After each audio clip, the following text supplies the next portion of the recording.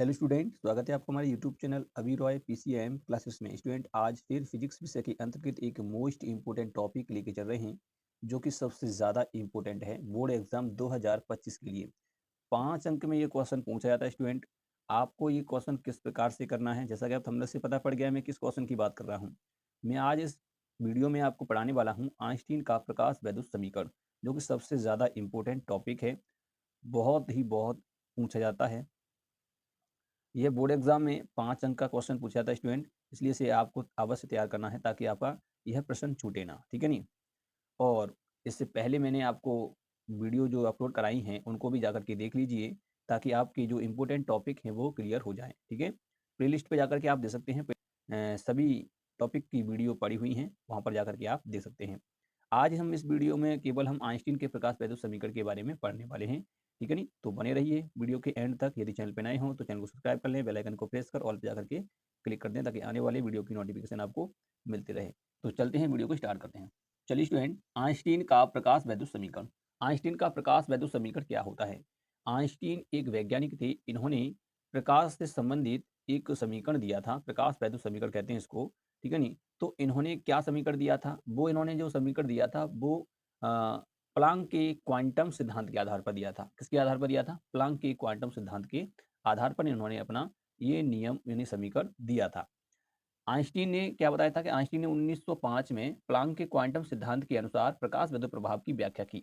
प्रकाश वैद्युत प्रभाव क्या होता है कि यानी कि किसी धातु की सतह से इलेक्ट्रॉनों को बाहर निकालना, ठीक है नहीं, उत्सर्जित कराना, वही प्रकाश वैद्युत प्रभाव होता है। इसके लिए दहली आवृत्ति की आवश्यकता पड़ती है। दहली आवृत्ति का प्रकाश होना चाहिए, तभी इलेक्ट्रॉन बाहर निकलता है, जिसे हम कहते हैं। आप देखिए, इलेक्ट्रॉन को बाहर निकालने में जो ऊर्जा खर्च होती है उसे कार्यफलन कहते हैं। जो न्यूनतम ऊर्जा सतह पर लाने में खर्च होती है उसे कार्यफलन कहते हैं।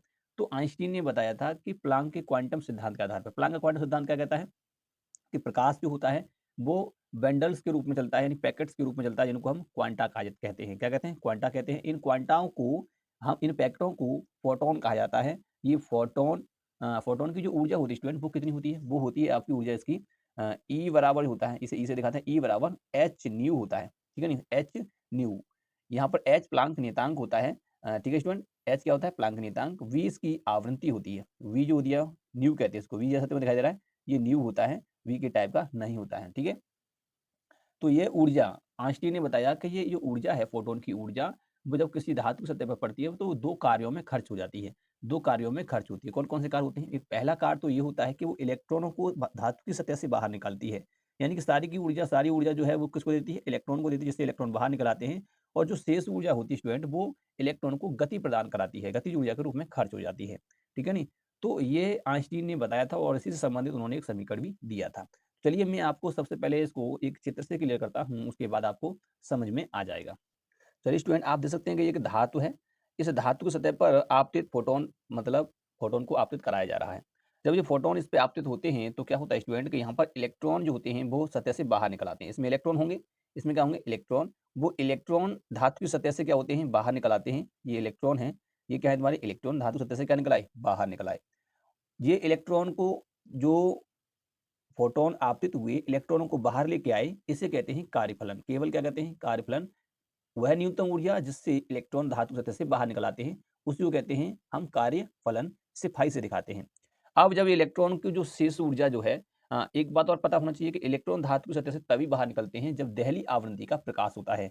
दहली आवृत्ति का प्रकाश ये होता है कि जो इलेक्ट्रॉन की क्षमता है उससे ज्यादा होना चाहिए, तभी इलेक्ट्रॉन वहां से बंद तोड़ेगा, तभी तो बाहर निकल के आएगा धातु सतह से, ठीक है नहीं। उससे कम का प्रकाश होगा तो इलेक्ट्रॉन बंद नहीं तोड़ पाएगा, जिससे इलेक्ट्रॉन मुक्त नहीं होगा और नहीं वो बाहर निकल के आ पाएगा, ठीक है नहीं।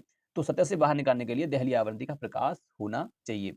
तो इलेक्ट्रॉन जब यहाँ से बाहर निकल आएंगे इस धातु सतह से, तो क्या होगा? जब हम इस पर दहली आवृत्ति का प्रकाश देते हैं तो इलेक्ट्रॉन बाहर निकल आते हैं। और यदि दहली आवृत्ति से थोड़ा सा अधिक और देते हैं तो क्या होता है? इलेक्ट्रॉन को बाहर तो निकाला जाता है, परंतु ये इलेक्ट्रॉन बाहर गतिज ऊर्जा के रूप में यानी गति करने लगते हैं और ये बाहर सतह से बाहर आ जाते हैं। इस प्रकार से क्या होता है? इलेक्ट्रॉन जो होते हैं वो इलेक्ट्रॉन धातु सतह से बाहर निकल आते हैं और गतिज ऊर्जा प्रदान कर लेते हैं, ठीक है स्टूडेंट।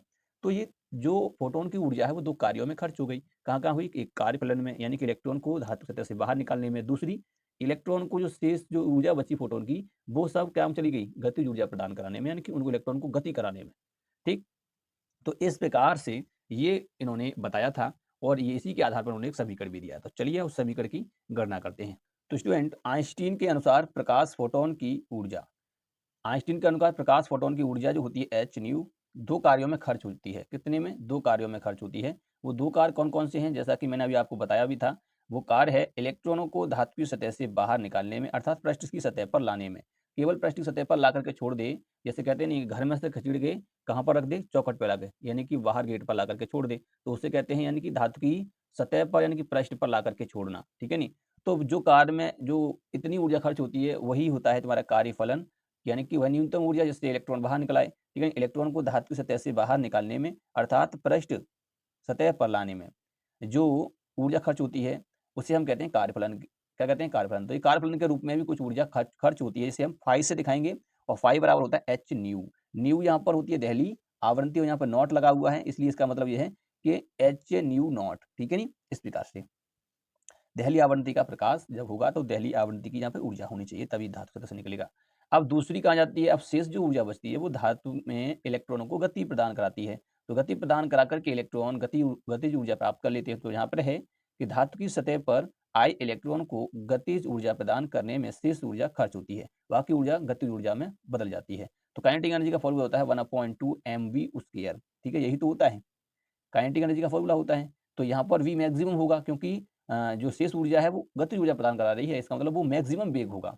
ठीक है नहीं? तो इस प्रकार से यहाँ पर होगा। अब दोनों का मान हमें पता है कि ये जो फोटोन की जो ऊर्जा थी वो तो दो कार्यों में खर्च हुई। कौन कौन से में हुई? एक तो कार्यफलन में हुई, दूसरा गतिज ऊर्जा में हुई। तो अब जब इनका मान रखेंगे यहाँ पर तो क्या हो जाएगा? तो ये हो जाएगा ई बराबर, यहाँ पर कार्यफलन की जगह पर मान रखेंगे तो एच न्यू हो जाएगा नॉट, प्लस काइनेटिक एनर्जी का फॉर्मूला होता है 1/2 mv स्क्वायर, और ये मैक्सिमम होता है। कैसा होता है? मैक्सिमम होता है। ठीक है, इस प्रकार से यहाँ पर लगाया जाएगा। अब स्टूडेंट यहाँ पर क्या होता है? ये क्या है? ई, यानी कि ई है फोटोन की ऊर्जा। तो यहाँ पर हम लिख सकते हैं क्या? ई बराबर, ई की जगह पर हम लिख देंगे एच न्यू। क्या लिखेंगे? एच न्यू लिखेंगे, क्योंकि ये फोटोन की ऊर्जा है, जैसा कि मैंने आप ऊपर बताया था। तो देख सकते हैं ई बराबर एच न्यू है, इसको यहाँ पर रख दिया जाएगा। ठीक है, तो चलते हैं, इसको रखते हैं। फिर यहाँ ई की जगह पर जब रखा जाएगा तो ये एच न्यू रखा जाएगा बराबर H nu naught plus half M V square maximum. ठीक है नहीं? यहाँ से इसको इधर लेके आएंगे तो क्या हो जाएगा? जो हो जाएगा 1/2 एम वी स्क्वायर मैक्सिमम। ठीक है, इक्वल में हो जाएगा एच न्यू माइनस की एच न्यू नॉट। इस प्रकार से यहाँ पर तुम्हारा होगा, इसको हम लिख सकते हैं काइनेटिक एनर्जी बराबर हो जाएगा 1/2 maximum, sorry, V square maximum. ठीक है नहीं? मैक्सिमम बराबर हो जाएगा, यहाँ से एच को कॉमन ले लेंगे तो हो जाएगा न्यू माइनस की न्यू नॉट। ठीक है नहीं? इस प्रकार से हो जाएगा। तो इस प्रकार से ये तुम्हारा क्या होता है? यहाँ पर फॉर्मूला होता है, और यह जो है तुम्हारा यहाँ पर क्या है? काइनेटिक एनर्जी बराबर यहाँ पर तुम्हारा लिख सकते हैं काइनेटिक एनर्जी बराबर जो होता है। तो इसका मतलब यह है कि काइनेटिक एनर्जी जो है आपकी किस पर निर्भर कर रही है? आवृत्ति पर निर्भर कर रही है। आवृत्ति जितनी अधिक होगी काइनेटिक एनर्जी उतनी ही अधिक होगी। तो यहाँ पे हम लिख सकते हैं कि अर्थात अर्थात काइनेटिक एनर्जी आवृत्ति पर निर्भर करती है, आवृत्ति पर निर्भर करती है, निर्भर करती है। ठीक है नहीं? तो ये तुम्हारी जो काइनेटिक एनर्जी होती है वो आवृत्ति पर निर्भर करती है, अर्थात हम कह सकते हैं काइनेटिक एनर्जी, जो काइनेटिक एनर्जी प्रोपोर्शनल होती है यानी आवृत्ति के, किसके? आवृत्ति के। आवृत्ति जितनी अधिक होगी उतनी ही काइनेटिक एनर्जी भी आपकी अधिक होगी। ठीक है नहीं? ये तो ऊपर वाला है आपका इसका समीकरण जो आइंस्टीन ने दिया था, यानी कि प्रकाश वैद्युत समीकरण कहते हैं इसको। ठीक है नहीं? यही है आपका प्रकाश वैद्युत समीकरण स्टूडेंट। ठीक है, इसमें ये क्या है आप देख सकते हैं यहाँ पर जो न्यू जो है, न्यू क्या है? न्यू की बात करेंगे तो फोटोन की आवृत्ति है, ये किसकी है? फोटोन की आवृत्ति, आवृत्ति। ठीक है नहीं? और यहाँ पर न्यू जो नॉट है वो क्या है? दहली आवृत्ति, दहली आवृत्ति, दहली आवृत्ति। ठीक है नहीं? और एच क्या है स्टूडेंट? यहाँ पर एच होता है आपका प्लांक नियतांक। क्या है? प्लांक नियतांक। ये नियतांक होता है प्लांक नियतांक। ठीक है नहीं? इसकी जो वैल्यू होती है वो स्टूडेंट वो होती है 6.6 इंटू 10 की पावर माइनस की 34 जूल। ठीक है नहीं? क्या होता है? जूल। इतना होता है इसका वैल्यू। ठीक है नहीं? तो यहाँ पर ये होता है, और यहाँ पर आपका जो वी मैक्सिमम दिया है वो वी मैक्सिमम क्या है? वी मैक्सिमम जो तुम्हारा यहाँ पर दिया है वो तुम्हारा होता है आपका, यानी कि इलेक्ट्रॉन का अधिकतम वेग। क्योंकि किसका? इलेक्ट्रॉन जो तुम्हारा दिया है, इलेक्ट्रॉन का अधिकतम वेग, अधिकतम वेग, ठीक है नहीं, ये क्या होता है, इलेक्ट्रॉन का अधिकतम वेग होता है स्टूडेंट, ठीक है। तो इस प्रकार से तुम्हारा यहाँ पर होता है और यही तुम्हारा क्या होता है, आइंस्टीन का प्रकाश वैद्युत समीकरण होता है, ठीक है स्टूडेंट। तो आपको पता पड़ गया, यानी कि काइनेटिक एनर्जी जो है वो आवृत्ति पर निर्भर करती है, आवृत्ति बढ़ाएंगे तो काइनेटिक एनर्जी बढ़ जाएगी, ठीक है नहीं। तो सीधा संबंध होता है समानुपाती का, ठीक है। तो ये आइंस्टीन का प्रकाश वैद्युत समीकरण होता है, जो कि बहुत ही इंपॉर्टेंट है, बोर्ड एग्जाम में पूछा जाता है, इसी प्रकार से आपको लिखना है, ठीक है स्टूडेंट। तो उम्मीद करते हैं आपको समझ में आ चुका होगा। यदि वीडियो पसंद आई हो तो लाइक करें, शेयर करें, चैनल को सब्सक्राइब कर बेल आइकन को प्रेस जरूर कर दें ताकि आने वाली वीडियो की नोटिफिकेशन आपको मिलती रहे। अब मिलते हैं नेक्स्ट वीडियो में, तब तक के लिए जय हिंद।